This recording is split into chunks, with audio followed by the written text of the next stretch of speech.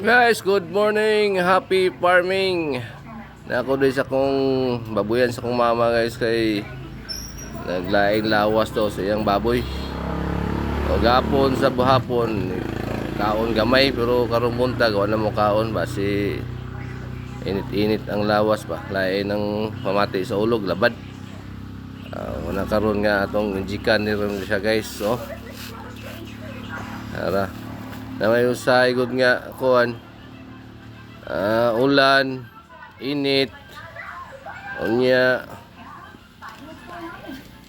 panahon karon basa ang yuta una guys na maka usahay sa kuan sakit-sakit sa baboy mga manok tungod sa panahon nga nagabago-bago ba basa ang nga palibot kay sige ulan.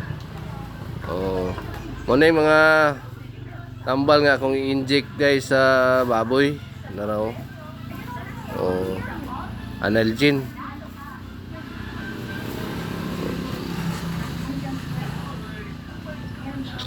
Pay kuha na siya guys sa isa kaning ani. Isa ka baboy. 10 ml ni siya. Tok lang nga mo palit mo sirens katong 10 ml. Kaya di mong balik-balik o inject. Tas ara nga inject ba. Muna siya guys no. So every 4 hours na siya inject nimo. Nya mo palit kag kuan sirens tulo. Ayaw gibalik-balik ang kuan sirens. Saga inject lahi na pod. Saga inject lahi na pod para ang ihang virus di gyud mo kuan. Balik-balik. Alcohol guys no. Muna siya guys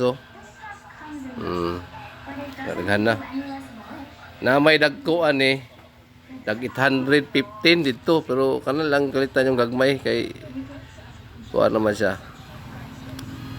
katulo naman siya gamiton.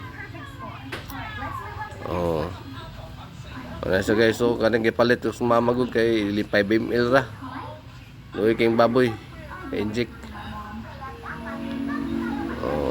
Na basahan lang ninyo ang usan ang structure guys naman sa karton ang ihang dosage pila yang kuan ihatag sa baboy inject na guys mag-inject ko sa baboy.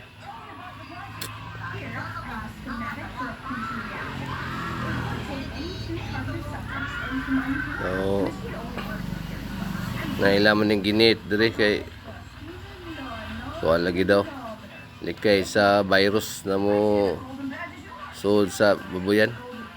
Ning baboy guys nga kung jikan anay ni siya nakapanganak na ni siya. Nga lang naglain ng lawas ani pero man sa ingon nga nagpula-pula nga sakit yun sa kuwan man. Labad lang siguro ang ulo ani. Gijikan na ako guys. Thank you for watching. Bye bye.